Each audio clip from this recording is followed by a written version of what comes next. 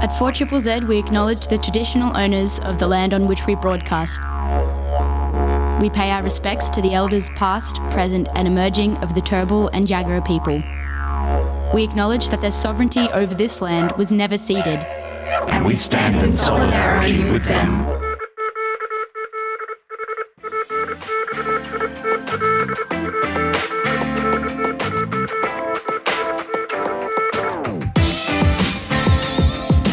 Tranzmission on 4ZZZ, amplifying the trans and gender diverse community of Meanjin, Brisbane and beyond. You're listening to Tranzmission on 4ZZZ. Transmission, all about amplifying the trans voices of Meanjin, Brisbane and beyond. My name's Ez. I use he, him pronouns. My name's Bette. I use she, they pronouns. And, you may have, if you've never listened to the show before, we specialize in broadcasting music from artists who identify as trans or gender diverse. The way that we know this is because we stalk them. No, I'm kidding. We don't do that. They submit music to 4ZZZ and they can tick a box that says that they can self-identify with a variety of labels and tags. And one of them is gender diverse or gender non-conforming. Shoot the options there. So you mean I've been stalking them for nothing? I mean, I don't know, for nothing. I mean, waiting outside the public toilet. Are you trans? Can I play your music? Sorry. And they're like, oh, Bette, no. Let me play your music. If you're a trans or gender diverse artist yourself and you're making music, please submit to the 4ZZZ database. You can head to the 4ZZZ website, 4ZZZ.org.au. There's a music submissions page on the tab on the side. Click that, follow the instructions, and you can upload music to our database. And that's how I see your music, because I go through there every week and I check it out and see which artists are submitting. So please do that. We love hearing your voice. Yeah. Yeah. And this week on Tranzmission, Bette and I are going to catch you up on some week in community events and news, especially because it is that miserable time of year where everyone is full of cheer. So we're going to be going through some events that you might like to attend to help you feel more miserable or less miserable. I don't know. It's a weird time of year. Is everyone full of cheer? Is anyone not full of cheer? Maybe the very young? Maybe. If you're full of cheer, let us know whether you're yay, cheer, or boo, cheer. Yeah, but like incidental cheer doesn't count. It has to be cheer because of this time of year. Oh, it has to be specific. Yeah. Specific seasonal cheer. Happiness. Yuletide happiness. Yeah. Yeah. I've never experienced that. No, Except neither. Maybe like year 3 or something when I got like a Luke Skywalker figure and the X-Wing fighter. I was quite excited about that. That's a year of cheer for Bette, for sure. It was a few minutes of cheer and then it wore off when I was like, what do I do with this thing? Anyway, you look at it. It was a big dopamine spike anyway. Yeah. So if you're getting your Star Wars fix this Yule season, congrats. But first, let's get right into some community news and events. So first of all, we've got some news. So the Australian Bureau of Statistics has confirmed that updated questions about sexual orientation and gender will be included in the topics being considered for the 2026 census, making a significant step toward better capturing data about the LGBTQIA+ Australians after years of advocacy and prior omissions. This follows community feedback that previous censuses made many people feel invisible due to a lack of questions on sexual orientation and gender identity. The ABS's own consultations and testing efforts on how to best frame these questions. So they're still ascertaining how they're going to have the questions. There have been political debate about the inclusions of these questions, including earlier government hesitation and rescoping, but the latest update indicates that questions on sexual orientation and gender will be part of the census questionnaire, which will provide more detailed demographic data to inform public policy and services for LGBTQI+ communities. However, there still appears to be no questions that will include the intersex community at this stage. So they are... I was just going to ask. Yeah. So there's nothing been said about that. Tragic and still disappointing, but... So there was that huge report that came out recently about intersex surgeries in the intersex community. Equality Australia was involved in it. I'll look it up. We can put it in the show notes. Yes, that's what I was reading this morning. So right. They have got some proposed questions. It doesn't seem it doesn't seem to me that the questions are finalized, so I wasn't going to read them out, but they'll look something along the lines of, you'll have like tick boxes, and then there's also ones that a selective field that you can type in or like write in manually. Okay. So, which is good. I want to be able to write yeah. people, particularly if you have a particular gender identity that's a label outside of Yeah. these binary labels that they're likely to be using. Yeah. You'd be able to write that in. So, but yeah, hopefully we can get something around for the intersex community. People with innate variations of sex characteristics or intersex people won't be counted in the next census after the ABS did not recommend the question for testing. So that's what from Equality Australia will keep working in support of intersex organisations for full inclusion in the future. So this is one of those things where it's like 2 steps forward, 1 step back. Okay. Yeah. Anyway, there's an update on census for 2026. Also, transgender women and girls banned from GirlGuiding and Women's Institute in the UK. 2 major UK women's organisations, GirlGuiding and the National Federation of Women's Institutes, have announced they will no longer allow transgender women and trans girls to become members. GirlGuiding has already restricted new youth membership to those assigned female at birth, and the WI said it will stop offering formal memberships to trans women from April 2026. Decisions both groups described as being made with, in quotations, regret, after a UK Supreme Court ruling earlier this year interpreted the legal definition of woman in the Equality Act as based on biological sex, prompting legal advice that necessitated the policy changes. The organisations stated they will still seek ways to support and include trans people outside formal membership and will keep most volunteer roles open, but their moves have sparked criticism and protests from the trans rights communities who argue the exclusions are harmful, which they are, and are not required by law, with some suggesting the shift reflects broader political pressure and confusion over the ruling's implications. Following this ban in the UK, Girl Guides Australia has stated, Girl Guides Australia's mission is to empower girls and young women to discover their potential as leaders of their world. As girls, all girls, cisgender and transgender, are welcome at Guides Australia, and we support their personal journey. That's super sad, the UK situation. And I think even in the States, Girl Guides still lets, I don't know if it's in every state in the States, but Girl Guides are still in, they still have trans girls in them in the States. Yeah, so we'll see how this all domino effects usually. Yeah. But I'm really proud of Girl Guides Australia. Thank you for making a statement and making your position clear. That will make a world of difference for those young girls who'd like to be a part of, orienteering and things like that. It is such a wonderful and beautiful part of life to be able to know landscapes and move through scouting and all those useful skills. So, fantastic. Also, in a little bit of side note, some little positive news from an ally. Hayley Williams from Paramore calls out transphobes, saying, "You're not welcome at my shows," which is great. It's nice to know that which musicians are standing with us. So continue smashing some Paramore on your speaker boxes out there. Okay. Can I play Kendrick? Yeah, he did talk about transphobia in a song. Oh, did he? Yeah, he did. It's on Mr. Morale and the Big Stepper album. Ooh. Forget what it's called. I'll I'll send it to you. When we find it, we'll play it. But I don't think he's called out transphobes in a big way, though. Yeah, he's too busy fighting Drake. He's got other battles. He's a Drake phobe. Oh, yeah, I'm a Drake phobe. Yeah. Anyway, we're going to go through some community events now. So, Shanty Gala. Roll on down to the end bar for the Salty Sirens 2025 Shanty Gala, featuring a shipload of musical guests in celebration of another year of shanties at the end bar. Celebration.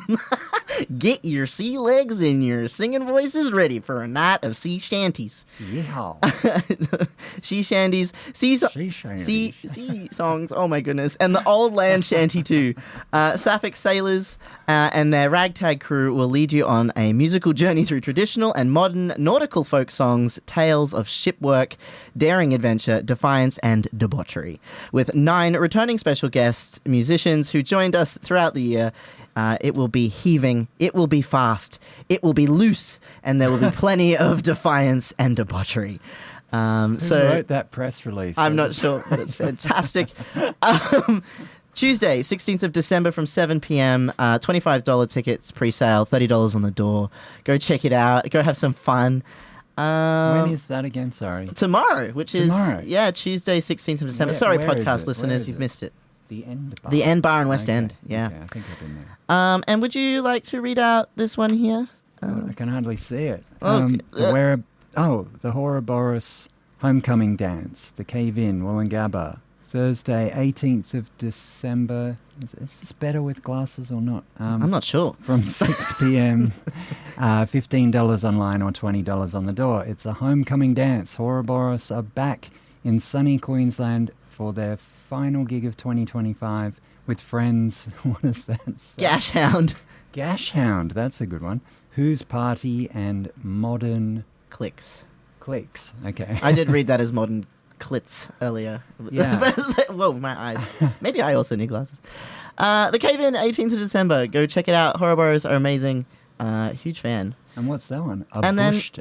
Yeah, and then the next event coming up, if you're looking for a place to be for that festive cheer or festive not cheer, a Bushed as Krampus Bash number 4, which is on the 23rd of December, Tuesday from 7 p.m, again at the Cave In. It's completely free. Hello all, this time of year is upon us once again for a Bushed as Krampus Bash. Once again, we set against the powers of the Yuletide wickedness with the power of folk punk and togetherness.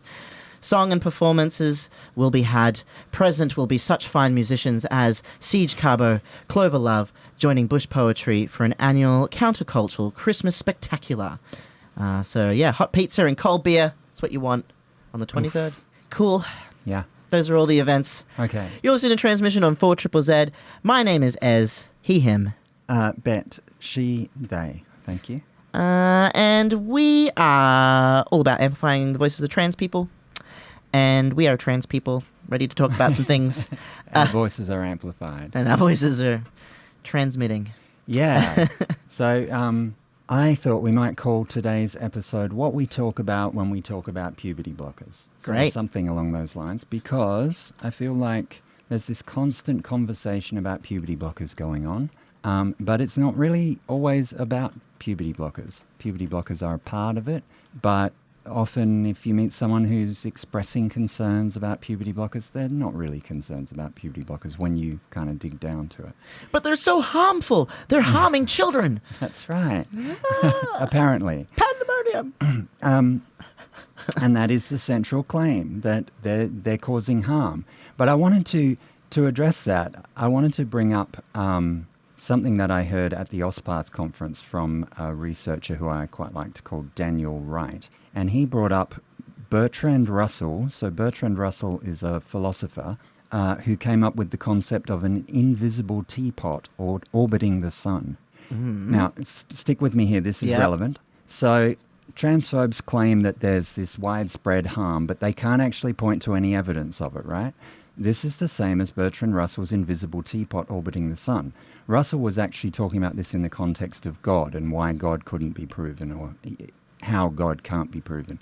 He said that if he were to assert without any proof that a teapot, too small to be seen by telescopes, orbits the sun between the Earth and Mars, no one could prove him wrong. So imagine if there had been a 10-year disinformation campaign by rogue astronomers to promote this theory of the teapot orbiting the sun, and now, thanks to a teapotist takeover of the USA and the UK, they had succeeded in infiltrating NASA, and the mainstream media were now both sidesing the teapot debate. That's where we are with puberty blockers and gender-affirming medical treatment. The other side, when they're asked what are the actual harms attributed to puberty blockers, they say, like Hilary Cass says, they say, well, there may be this harm and there may be that harm. They can't actually point to any specific harms. There is some evidence of potential harms, and we can go into that, but they're not serious or life-threatening. And as we've said before, all medication has potential side effects, right? Yeah. So I think that's important to get to establish from the outset, that when we get into this debate, we're really being drawn into a ridiculous debate about whether or not there's a teapot orbiting the sun. Do you think this is a scapegoat from the real thing, though, to distract you with this teapot, I mean? Because saying, oh, this may be this or this may be that, which is this argument, like there may be the potential for harm. It's like, but there isn't. Well, that's the thing, is we can't prove that there isn't, and that's the genius of the argument. Right, okay. The same way you can't prove that God doesn't exist, and that's why Bertrand Russell used that analogy, because he's saying, well, look, you can come up with tons of theories that I can't prove that they're not true. So what he's saying is that the burden of proof lies on whoever is making the unfalsifiable claim. So an unfalsifiable claim is like the existence of God. You can't falsify that. You can't prove that it's not true. Then again, you can't prove that it's true either. Right. So that's where we're at. That Hillary Cass and people like her are saying, well, there could be these harms and there could be these harms. They can't prove them. And then for some reason, because of the media climate and because of the amount of disinformation and how hard it's being rammed down people's throats, we end up being the ones who have to prove that these claims aren't true. But how can you prove that a claim isn't true when you don't even know what the claim is?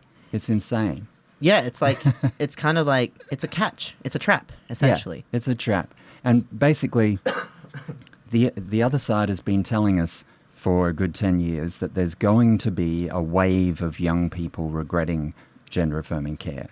And they've been telling us this for a while, and that wave just doesn't materialize. I can't see the wave. I'm still waiting with my surfboard. So again, now, if you say that, they'll say, well, but maybe they're not coming out because they're scared of the trans activists who are going to attack them, or, you know, they're scared of being vilified by the trans community. Well, like, maybe there's an invisible teapot orbiting the sun as well. Sorry to overstress that metaphor. I'm right there with you. I'm right there with you. I think, and one last thing on that. Even if there was a wave of young people regretting their transitions, and when I say a wave, I mean if the rate was increasing, but it doesn't appear to be. Of course, there are always going to be a few young people who regret it, the same as there are always a few people who have bad outcomes from any medical treatment. Very few in this case. But even if there was a wave, why would you blame puberty blockers? Puberty blockers are reversible pretty much entirely, apart from some possible minor side effects that we'll get into.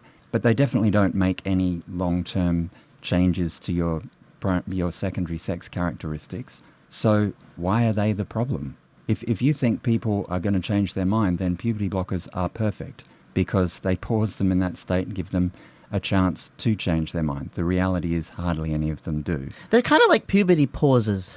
Puberty pauses, yeah. I forget, oh God, there was a good way they described them in the OSPATH convention, and I have completely forgotten. It's probably in my other notebook. I'll find it by the next break. Okay, that's fine. But if you're going to, I feel like if you're going to believe, the teapot that you can't actually prove is there or not, there's really only one thing that I can guarantee. From the calm waters of the Temple of Snootology, Snooty shares the message that everyone deserves to swim free, trans rights are human rights, and in Snooty's waters all are welcome. May Snooty swim forever in your heart.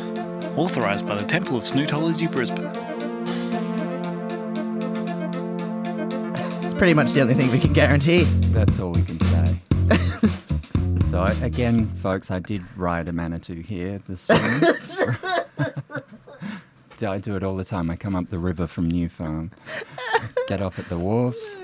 This is how trans people get around, in case you're wondering. Yeah. So, but I did want to say, though, generally, if someone, a cis person with not much knowledge at all of puberty blockers, comes to you with concerns and says, I support trans people, but I'm a bit worried about puberty blockers, I think the first thing to say to them is, whoa, really, why? Like, what is it exactly that worries you? And chances are that I reckon in half of cases, they're not actually going to know. They're not going to have any specific claims that they're thinking about. And I think that you could summarize their feeling with a kind of where there's smoke, there's fire analogy. Like they're thinking, well, I don't know what I'm scared about puberty blockers, but where there's smoke, there's fire, so there wouldn't be all this fuss about them if they weren't dangerous. Do you know what I mean? Yeah, yeah. And I think it'd be worth putting people on the spot about that, sort of saying, oh, you're concerned. Oh, what are your concerns? And if they're like, oh, well, I don't know, but there's just so much fuss about them. And then you could say, well, so you're kind of saying where there's smoke, there's fire, right? And if they say yes, then you could say, well, did that apply with the climate crisis when there was all that disinformation around that? All the smoke around the climate crisis proved that there really was a fire in terms of that it wasn't true. Do you know what I mean? Yeah. We're losing you. Yeah. Did it apply with COVID vaccine? Just because a lot of people were saying that the COVID vaccine was so dangerous, did that mean that it really was that dangerous? Did it apply with QAnon? Because a lot of people thought that there was this Pizzagate controversy and that's right. all that Oh, nonsense. gosh. Did that mean that that was true? Like, just because a lot of people are talking about something doesn't mean anything these Also, days. information, just people get really confused by this. There's a difference between information and knowledge. There is an innate difference. And when you're online, it's not a resource of knowledge. So when you go to university, even when you're in school, they teach you about the difference between searching for like confirmation bias, like how you can type a question into Google to like literally reinforce your own thinking. Because the whole machine, the whole system is designed to confirm you. It's tailored for you. So you need to learn how to ask questions in the least biased way you can to get facts, because you have to sift through information to find knowledge. Totally. And all this stuff, puberty blockers are harmful for children, we're irreversibly harming them. First of all, that is not a fact. That's information you've heard. And information can be refuted and can be and argued, because that's the whole point of information. It's almost opinion. It's like opinion. And we've got to start working towards like understanding our language. So what we're looking for is knowledge and facts around puberty blockers, and what there is, none of them have shown any conclusive evidence that they harm children. They're used on children still to this day, whether they're trans or not. And that's the other thing that you can say straight away, which we say all the time, is, well, look, if they're that dangerous, how come they're used on cis kids with precocious puberty? They have been used for them since the late 1970s. Mm-hmm. Now, when you say that, please also say they've been used for trans kids since the late 1980s. I'm really tired of people just saying, this medication isn't experimental. It's been used for cis kids for decades. It's been used for decades for trans kids as well, okay? Just make that clear. But, it's interesting because they come up with all these fear-mongering claims, but ultimately they don't care at all about them being used on cis kids. Not at all. I haven't seen any controversy about that from these people at all. Then the real question, I suppose, these gender-scared people might need to be considering, what is it about the whole debate, the whole conversation around transness that is making you so scared and agitated? Exactly. Ask yourself what's coming up for you, because these transness and gender is so unbelievably personal that for you to have such a reaction, or for a transphobic person to have such a reaction over someone else and their sense of self, is really confusing to me. Well, as I've said before, I think it's important to especially, someone comes to you with concerns about this. I think it's important to not immediately roll your eyes and immediately presume the worst of them. Yes, they might be working from a place of transphobia. They might not be. They might just not be very well informed, right? And so I think it's important to empathize with the media climate that they're in. So, like, you were just talking about doing a search online and how you can kind of bias the search inadvertently. But I did a search for puberty blockers on YouTube yesterday just to see what was there. I just wrote in puberty blockers, so it was a completely neutral term. Now, it may be my algorithm, because I do chase up transphobic shit, but I also chase up good information, right? Yeah. So I would have thought my algorithm's probably got both. Well, it does, but I would have thought it'd be roughly equal, or maybe tending towards the pro-trans side. But what I got was one positive video, which popped up because I've watched a lot of videos by that creator, and then about 10 negative scaremongering videos about puberty blockers, and that was with a neutral search term. So this is the climate that people are coming to us in. And as I've said before, I think, look, imagine there really was an epidemic of doctors harming kids by giving them bad treatment. Like, this often gets compared to, by transphobes, it gets compared to the opioid epidemic. Now, that's ridiculous, because in the case of the opioid epidemic, there were easily provable harms, right? Yes. But that is what it's being compared to, and that is what some parents or people might have seen, right? And so if they're coming to you with that in their mind, then it stands to reason that they are worried about children, potentially, and they're not just meddling with other people's bodily autonomy.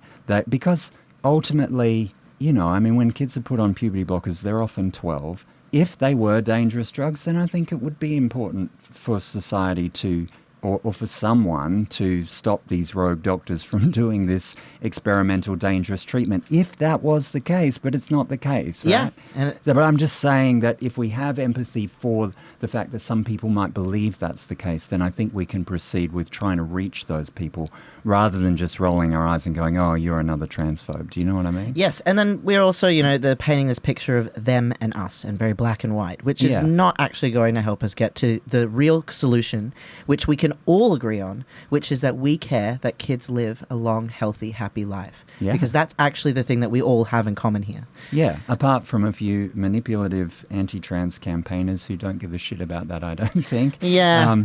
But they're very few. I think And most people do care about those kids. people are red-pilled snowflakes.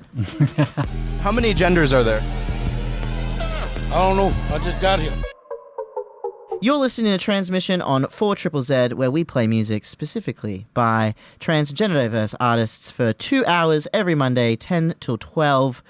My name is Ez. I use he, him pronouns. My name's Bette. I use she, they pronouns, and I am stuck in a never-ending toxic love slide. Oh.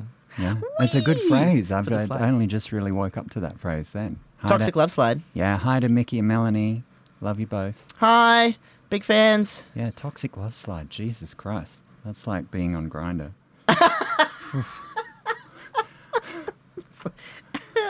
Yeah. Except I don't even know if love enters into it, of course. It's just a toxic slide. Toxic slide, yeah. Toxic Wish mess. I had a slide guitar on me right now for a Yeah. nice little... yeah. Anyway, Okay. Transmission. We're talking puberty blockers and the discussion again. around that. Well, we are because it's necessary. It's an ongoing thing. It is ongoing. Yeah, look, we do have another episode on puberty blockers, and the reason why I wanted to do this episode was because I've been asked a couple of times recently for a simple summary of the evidence around puberty blockers or of what they should say if someone comes to them with concerns about puberty blockers. So I listened back to the podcast episode that we did, and I was like, yeah, that ain't it, because that was more, it was more for within the community sort of interrogating some of our forms of messaging around it. It wasn't so much for cis consumption. So this one's supposed to be a bit more broad-reaching. I still don't know if I'm there yet. This is Probably for have everyone. to do another one in 6 months. If you're cis, you can tune back in. Or if you're trans and you're training to interface with cis people, which Ah. I encourage. Yeah, no, you should. You should. If you can and with Yeah, if capacity, you're up and to it. don't forget to touch grass and drink water and that stuff too. But when you do that, when you do interface with the cis community, I wanted to say, I think, so I have the tendency, as you would know, of kind of getting in the weeds sometimes and getting bogged down in facts and evidence. And I'm going to be honest, I don't think that facts or evidence usually win an argument, or maybe they win an argument, but like, are you trying to win an argument or are you trying to reach someone? Yeah, what's the goal here? Yeah. And so, like, facts or evidence, to me, I think of them in two ways. One is, well, if you're interacting with someone and there are other people watching and this person turns out to have drank the transphobic Kool-Aid, then you want to be able to neutralize their nonsense effectively, and evidence can be good for that, and it shows that you know what you're talking about. But the other one is, I think of it as kind of like the special sprinkles, like the special seasoning on top of your argument. If you approach the topic with empathy, maybe you bring in some interesting or funny analogies or metaphors like the teapot, a bit of humor, and you think about what is it that the person's asking you. Yeah. And try to work out, well, what do they actually want? What are they looking for here? Obviously, we're not just going to tell them what they want to hear, but there will be some particular kind of information that they really want, but they don't always know how to ask for it. It kind of makes me think of, like, so many years ago, acupuncture. Yeah. Acupuncture was considered like a pseudoscience thing. It wasn't like, quote unquote, a real medical practice or whatever, and therefore it wasn't covered by private health because it wasn't proven enough to be effective or legitimate. However, my late mum, she used to get acupuncture probably all my life. Like, I've known her to go get regular treatment. And she would be like, it works for me. It's amazing. It helps me so much. and I feel really good. My life is so much better because of acupuncture. And then I remember showing her this article, being, some kind of devil's advocate teenager that I was, and being like, well, it doesn't actually work, Mum, because there's no evidence for it. And I remember her saying, well, whether there's evidence or not, I feel better and I'm happy. And it's helping me, so F you. That's what she said. And then later, surely enough, of course, and now it is part of private health, and it is a legitimate medical practice, and it has been legitimized in the West a lot more, and we have more conclusive evidence. But really the point that I'm trying to make is that in that moment where I was trying to poke my mum about this, I realized that if it's helping someone, if this thing is genuinely making someone's quality of life better, why would you try and destroy that? I guess if you didn't believe that it was making their quality of life better. So someone who didn't know your mum so well and didn't trust her own opinion might have thought, well, it's just a placebo effect. True. And therefore she's just being fleeced by some unscrupulous... But even if it was a placebo effect, and we know this about placebo, even if it was placebo effect, it still helps. Sure, but I don't want to get too far into saying that puberty blockers are a placebo effect. Because actually... Well, they're not. Yeah, I mean, they clearly do work for what they're intended to do. The problem is that people assess their effectiveness in terms of things that they're not intended to do. And we can get into that in a sec. What I did want to say, though, another silly metaphor perhaps, is that... I'm going to take... So I enjoy martial arts analogies sometimes, and I think we should today at least take a karate approach rather than a Brazilian jiu-jitsu approach. All right. Meaning that we're not going to take this to the ground unless we have to, right? Yep. And taking it to the ground is like getting in the weeds, right? Yep. So if we encounter an opponent who insists on taking it to the ground by citing a whole lot of statistics and stuff, then we may have to engage on that level. We may have to get the jiu-jitsu out. Yeah, but we're going to aim for a karate approach, and that's going to be that we're going to maintain our distance, right? Right, yes. We want to be within striking distance. We're not going to run away from a fight, but we're not going to take it to the ground if we can avoid it. Okay. So, in other words, we're going to zoom out a little bit today and not get so deep in the weeds as I sometimes would. But I think that we have to get a little bit in the weeds just to address what are likely to be people's main concerns. Mm-hmm.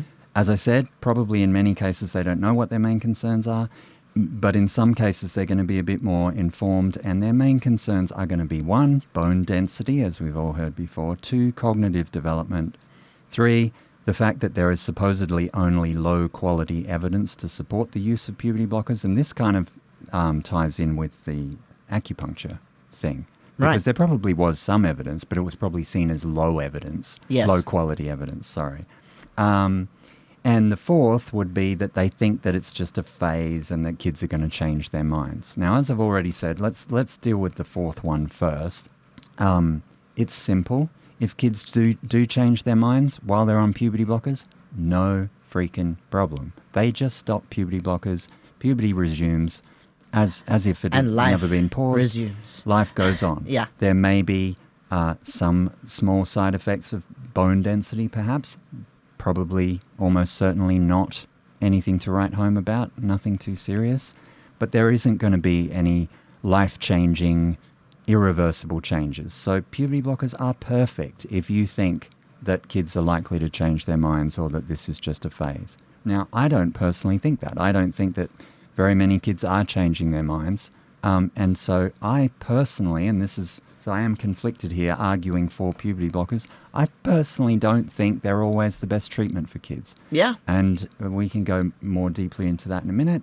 But basically, I think that puberty blockers are used so often for kids who want to medically transition because that's what the government says, that's what the law says. Now, in some parts of the world, like in the UK, kids literally have to have been on puberty blockers for a year before, well, this was before they were banned, sorry. So even in the quote-unquote good old days when there was a functioning gender service for kids in the UK, those young people would have to be on puberty blockers for a minimum of a year before they were even allowed to access hormones.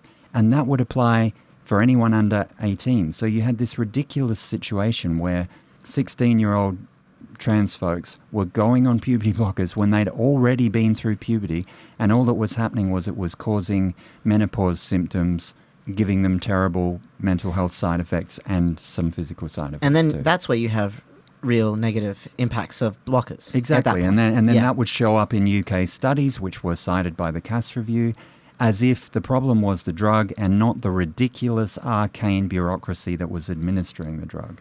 So that is the first thing. That's completely ridiculous. The second thing is, if there are potential side effects for bone density, and I'll be real with you, there are, then don't keep young people on puberty blockers indefinitely. In the UK, they were kept on them for up to 10 years. Oh my goodness. Because of that arcane, ridiculous bureaucracy. Now, that's just crazy. You know, they might have gone on at 10 or 12. They're still on puberty blockers at 20 or 22. Their body hasn't developed any secondary sex characteristics like their peers have developed in that time. They're going to be outcast among their peers potentially. They're going to have physical side effects from that. You can't survive without sex hormones indefinitely. It's complete insanity. And that is partly why that showed up in the evidence and made it look as though there were these potential side effects. Well, a lot of those side effects can be easily avoided with more reasonable rules around how kids access this care, right? Yeah. Now, even here, some young people are made to wait until 16 before going on HRT because they generally require the consent of both parents unless they are 16. So that sometimes they can get on at 14. And to me, that makes a lot more sense. Now, the only justification there are two justifications for putting young people on puberty blockers. One is that they supposedly need time to think and time to mature before they are ready to make this big life-altering decision of going on HRT. I call BS on that. Yes, sometimes they do. Very rarely, I would say. And in the case of, as we very often see, young people, especially trans femmes who have identified this way openly with their parents since they were 4 or 5, they're not going to change their mind. Like, if they get to 12, puberty starts, and I'm just saying 12, it's different for everyone, but just as an example, they've already identified that way non-stop for 7 years without any lapse. They will not change their mind. So why put them on puberty blockers? I think, and I've spoken to some physicians about this who work in this field, and they agree with me, that there would be no harm in putting them on HRT straight away. Then they can go through their puberty at the same rate as their cis peers. And then they'd be less distressed. You have less incidence of mental health and also probably physical health. The amount of young people, trans young people with eating disorders to try to control their bodies as a result of this unnecessary delay in treatment and care is actually so harmful. It is far more harmful than this whole puberty blocker debate to begin with. Yeah, totally. And this is the other thing. We have these very long waiting lists, and in the UK, the waiting list, as I've said before, was up to 5 years for a young person trying to access GIDS, the Gender Identity Development Service, through the NHS. Here we had like 1 to 2 years at the QCGS, the Queensland Children's Gender Service. It's a terrible thing. Like that, their clock is ticking, their biological clock is ticking at that point. Can you imagine the trauma of being made to wait even 2 years before you can even see someone to even start discussing accessing treatment? Yeah. And I wanted to say, actually, this is a bit of a digression. Oh, no, maybe I'll bring it up later if I have time. All right. Don't go too far in the weeds, Bette. Stop it. Okay, we'll get out of the weeds. You're listening to Transmission on 4ZZZ. My name is Ez, he, him. Bette, she, or they. And we're going to have more chats around we're talking about puberty blockers, but also how to navigate discourse around conversations with people who are like, this is harmful.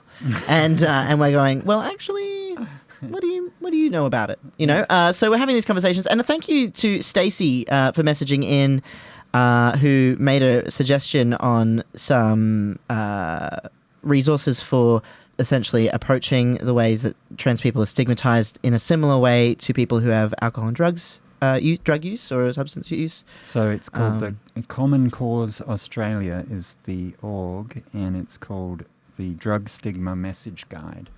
We brought it up. Yes, and we've had a peek, we've had a look. Yeah. We had a peruse. It's not. It doesn't all completely apply, I think, but there are definitely some good messaging in there, and some good notes that we can take from it. One thing I really liked is it says, point 7, put the people who perpetuate the stigma in the frame. Yes. Which is how, and actually I meant to do an acknowledgement of country and history at the start of all this, in which I would have said, look, this conversation takes place on stolen land. Also, there's a genocide in progress currently, which we're all aware of. It's being live streamed. Also, climate change is a thing, and it's pretty damn scary. And also, this conversation takes place about 10 years into the war on trans kids, an ongoing disinformation campaign that is specifically designed to deny trans young people this healthcare, and looks like it is going to be expanded to try and deny that healthcare to trans adults as well. So I'm all about putting the frame on those people who are at war with trans kids. I want to do that more and more often, and I'm always trying to spread that message. So yeah, yes, it is a war. It is a war on children, and it's really it's awful. It's so awful. Do you want to read your poem yet? I do. I can read my Let's poem. have a poetry I break. did want to lead into with it, but that's okay. Do you want to do it at the end of the No, segment? no, we can do it now. Okay. Yeah, okay. So just because, I like a little bit of injection of hope and love here, and I'm going to be reading from... I've read from this book before on Tranzmission, although it was a different time slot. This is an anthology of queer and trans black writers of Latin American descent, and it's called When Language Broke Open, and this is edited by Pelaez Lopez. And the particular poem that I'm going to read is called Proximity, Intimacy, Togetherness by Dora Santana. Well, let's get into it. The Masters. They woke up in the same house, and they did not know her. They woke up and ate her food, but they didn't know the taste of her dreams. They woke up and told her child to be quiet, but they didn't know the sound of her anger. They woke up and told her to be awake as if they didn't know she needed sleep. The mother. She woke up under the same sheets but didn't know her child tied the fabric around her waist into illicit dresses. She woke up in the same house, but they didn't know the smell of the house she longed to have as her own. She woke up in the same house, but they didn't know her waking up was her rebellion. The lover. He woke up in the same bed, but he didn't know the texture of her heart. He woke up in the same bed, but didn't wake up again. He woke up in the same bed, but he didn't know the actions to I love myself and I love you. The child. She woke up in the same house, but they didn't know the child was a girl. She woke up in the same house, but they pretended she was not there. She woke up in the same house, and they didn't know her imagination was her playground. She woke up in the same house, but she didn't know she would come from the future to hold her own hand. They all knew the closeness of distance. In my attempt to get closer, I asked, "Mama, what did you do when your eyes were heavier than the world outside of your body?" "You wake up, my child. You wake up." It's beautiful. There you go. Thank Dora you. Santana. And it's about time that we all woke up. I don't understand. You know, there's a whole anti-woke thing. And I'm like, why don't you want to be awake? Like, people are like, oh, I don't know, woke. I'm like, oh, okay, go back to sleep then, because you're really annoying. Yeah. Yeah. It's strange. I agree Yeah, with you. this is just, it's even... Ray just said, "Oh my gosh, I love the poem you just read." You're welcome. So, There'll be more poems coming throughout time. I'd like to have a bit more injections of things like this. So yeah. Got the time, the breathing room. So, Okay. So what else is going on? I'm briefly going to go to the floor. Brazilian Jiu-Jitsu. Boom, boom. But you wanted to mention the Anti-Trans Disinformation Handbook, which we will link in the show notes for the podcast episode. And also on the Transmission socials at Trans Radio with a Z. The anti-trans disinformation handbook was put together by Trans Justice Project, and it's a simple guide for media, civil society, and governments for combating anti-trans disinformation, and it's quite it's handy. It's a handy handbook. That's the whole point of it. And it's quite concise. It will give you some nice direct points as well to touch on. Awesome. That'll be around too. You can also head to transjustice.org.au. Go to their resources page. There's a few things there, not just the disinformation handbook, but there's also CAS review fact sheet if you wanted to look at some actual facts, including Queensland Trans Health Review fact sheet. This was back in June though, so it's a little dated now. However, it is still relevant. The information there is still relevant. So you can take a look at all that. Can recommend is a great resource. I'm also going to link, and maybe we want to put it in the socials, going to link to Cal Horton's blog, Puberty Blockers, an overview of the research. Now, it's pretty dense, but it's the best resource I can find at the moment if you want to look at the facts. As we've said, facts are not always going to help you in these conversations, but they're there if you want to brush up on them. Briefly, though, I did just want to briefly go to the ground for a quick bit of grappling with some facts. So, the bone density claim, there's a study that follows the Dutch cohort, so-called. The young people, actually there's a couple of studies that follow them, have followed them since the mid-1990s. These are the first young people in the world trans young people who were put on this treatment. There is no report of any adverse effects around bone density in any of that cohort, so I think that's good. However, the risk is well known. Bone density is monitored. Australian standards of care recommend HRT earlier if it is a problem. Doctors know that this is a potential problem. They're watching out for it. And again, if we weren't stigmatizing kids for going on HRT, if we weren't making out that HRT was this huge and dangerous thing, then we would probably just put them on earlier if we noticed that there was a problem with bone density, because we are monitoring it. So again, it's not a big risk. Cognitive development, there's only a few studies on it. There was a systematic review into cognitive development and puberty blocker usage. Every study except 1 out of 16 were on cis kids. The one that was on trans kids was actually only on a single trans patient. So wow. There has been one other study since then. Arnoldson et al. 2022 looked at IQ prior to gender-affirming medical treatment, that's blockers and hormone therapy, and educational achievement after treatment, and it concluded that the association between those two things, between your IQ before you got treatment and your educational attainment afterwards, appeared to be similar to the general population. Now, I'll be real with you, I don't think that study's super well designed. I'm not a physician though, so, don't take me as gospel. I think we could do better. But as Cal Horton says, do we want to do defensive practice? Do we want to base all our studies around debunking stuff that the other side comes up with? I don't know. In this case, I think maybe cognitive development might be worth looking at. It doesn't appear to be a huge problem, though, again. And again, if we think that it is potentially a problem, the answer would be to put kids on HRT sooner. So, I'm getting off the floor now. That's enough BJJ. It is interesting to note, though, I will say, again, that they're not at all worried about cisgender kids with precocious puberty, even though the systematic review that looked at IQ that showed some generally not statistically significant reduction in IQ for cis kids that went on blockers. So that is a potential thing, but they're not worried about cis kids. It's amazing. So clearly this is just another... It's interesting, though. I think you could, I guess, when we talk about arguments, one of the things you could say is, puberty blockers, they're terrible, they're harming kids, they're all this damage, and you go, well, they're giving them to cis kids, they're still giving them to kids, it's not. And that really brings us to what they're really worried about, which is something that is entirely unevidenced. There is no evidence for it, and that's that puberty blockers are supposedly transing kids, that they're quote-unquote locking in a trans identity. Now, I'm not going to go into debunking that. debunking doesn't always work anyway.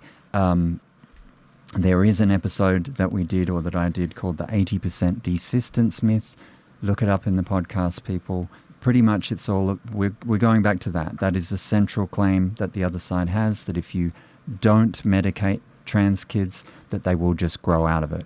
If there's any truth in that at all, it would be because of minority stress. Once they have missed the window to avoid their endogenous puberty, the changes that would happen with that maybe some of them go in the closet because they think they're never going to pass. Maybe that's true. There is no evidence for that. So, Yeah.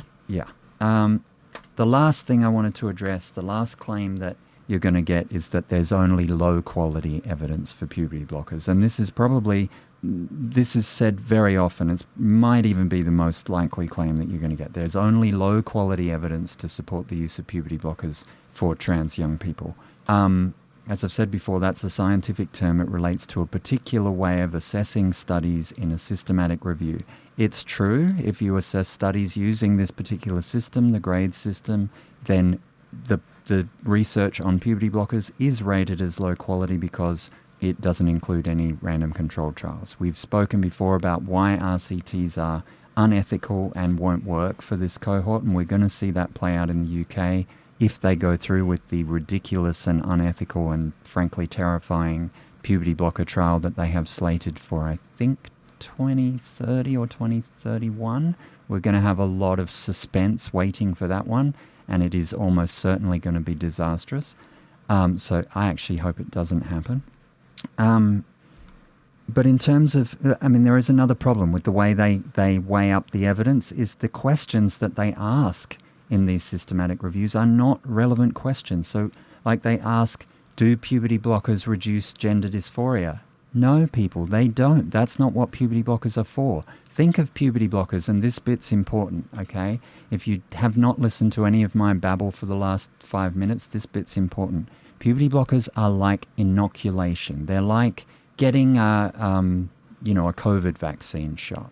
They are designed to prevent against gender dysphoria. They're not designed to cure gender dysphoria that already exists. Why would they do that? If you have gender dysphoria already, they're just going to pause you in your development where you are. So if you're one of those poor young people in the UK who went on blockers at 16 or 15, and you already had all of the changes associated with your endogenous puberty, you already have a lot of gender dysphoria about that, and puberty blockers are not going to do a damn thing to fix that because they don't change your secondary sex characteristics. Also, there's another myth that puberty blockers are a treatment for distress. Again, if they are, it's only because if you've had to wait on a waiting list and go through a rigorous selection process and evaluation process to get on them, then you're probably pretty damn stressed out because your puberty is progressing at the same time.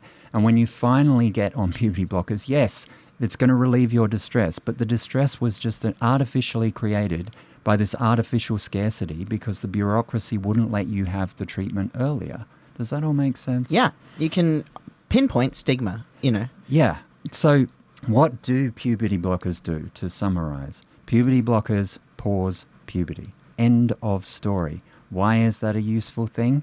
Because it helps to prevent against the catastrophic negative effects on dysphoria and distress and depression that could occur in that young person if we don't pause puberty. That's it. And the other thing they do is they fulfill government requirements. They fulfill what the bureaucracy wants.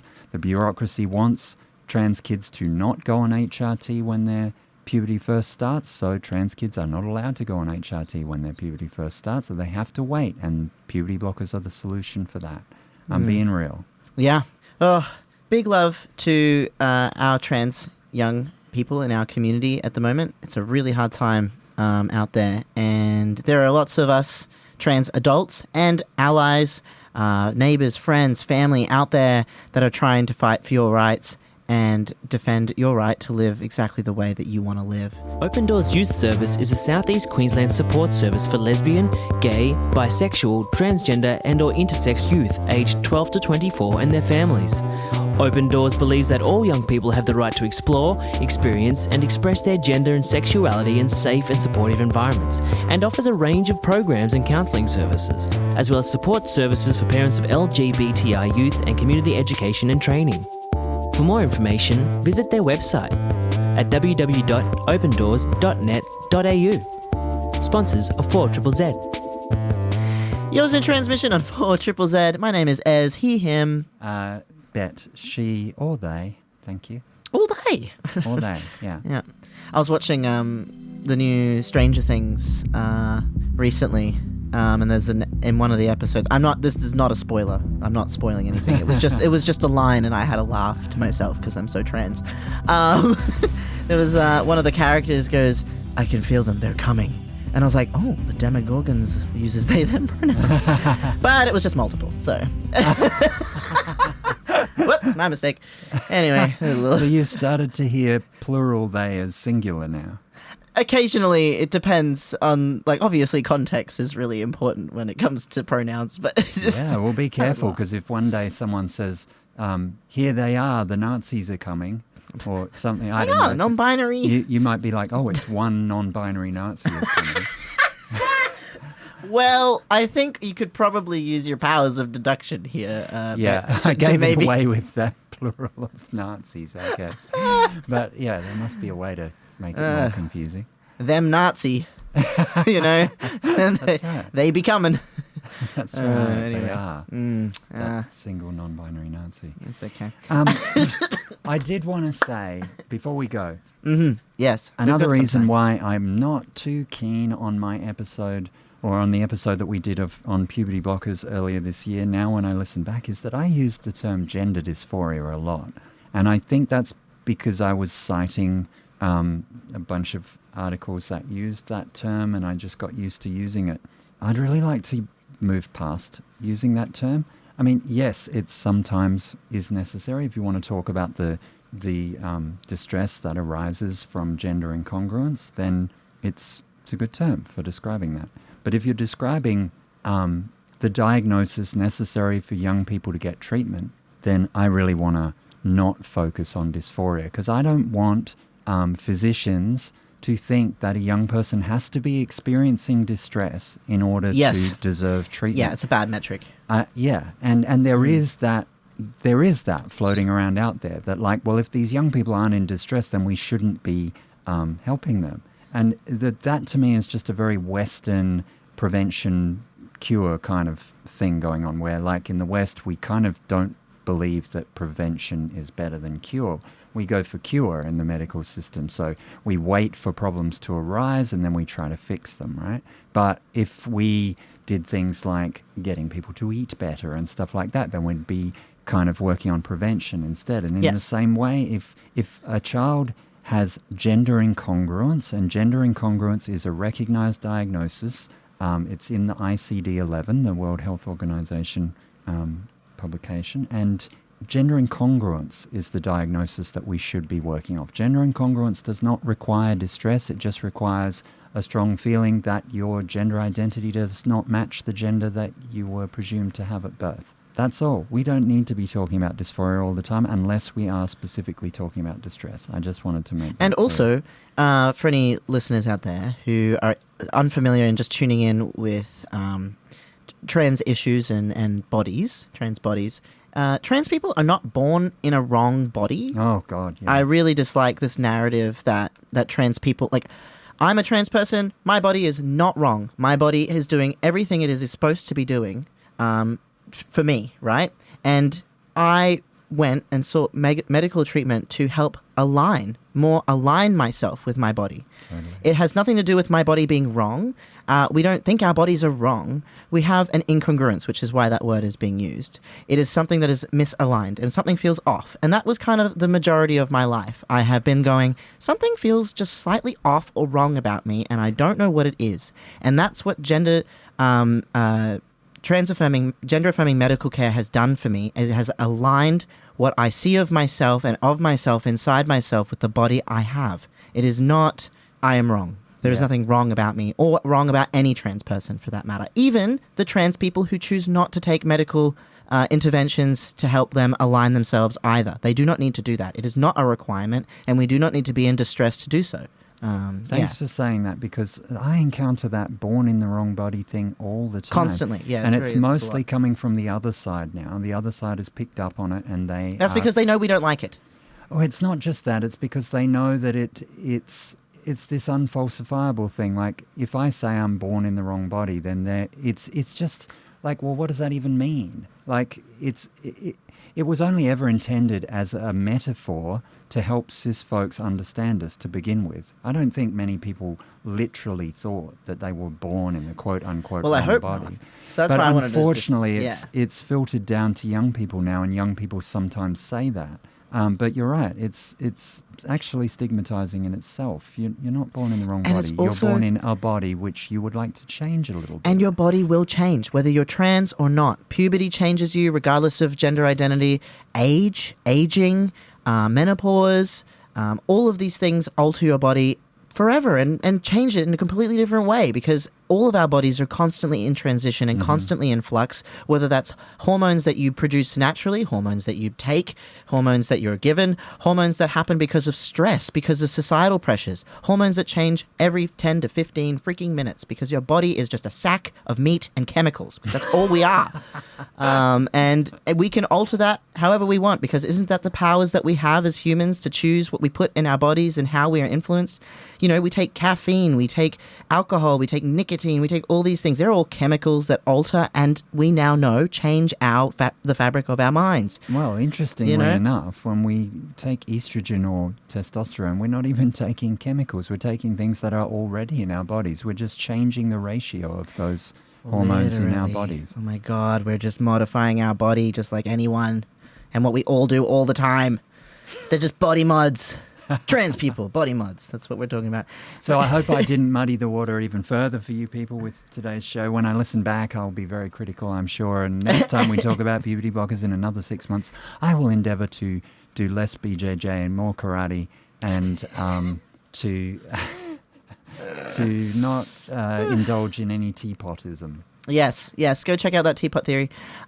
You've been listening to Transmission on 4ZZZ. If you'd like to listen back to any of our other broadcasts, you can listen to the full broadcast with music and all that good stuff on the 4ZZZ website, 4ZZZ.org.au. Head to our program page, Transmission. You can go back and listen to a whole bunch of episodes that way. You can also head to the Community Radio Plus app and listen to our podcasts, which are nice, condensed, sharp versions of the show, minus the music, of course. And if you're interested, the 80% desistance myth episode is relevant, and the other one probably is the D word. That's about so-called detransition, which I think I succeeded in not mentioning at all today, except just now. Oh, there you go. So you can choose to listen to that and ignore that last word by Bette if you'd like. Yeah, it's just the D word. Just the D word. Head over to the also, we'll share a bunch of things that we've talked about on the Transmission socials at Trans Radio with a Z. Follow us on the social media. Oh, we forgot to mention our cis het. I was just about to give a shout out. Thank you to Pete for messaging in your love of the broadcast and how, as an ally, you have learnt a lot through the show. Thanks so much, Pete. Yeah, and everyone else who has shown support for the broadcast, we're genuinely so grateful. And to you, just generally, 4ZZZ listener, thank you for supporting trans people. Thanks for listening. And there's one last thing I wanted to say. Yeah. If there are any other kind of left-leaning, sensitive guys out there, preferably kind of fit, but anyway, if you see a 6'1", long-legged trans femme having coffee, just chances are it might be me. Don't be shy to say hi.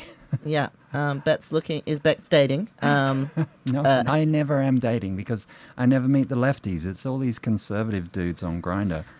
Lefty heterosexual man, Bette's looking for you. You can text in on 042626 733. Love you all. You're amazing. Stay true. Trans power. Yeah, keep it real. Keep it real. West Coast. Thanks for listening to Transmission. Catch us every Monday live on 4ZZZ from 10 a.m. or listen to our podcast on the Community Radio Plus app.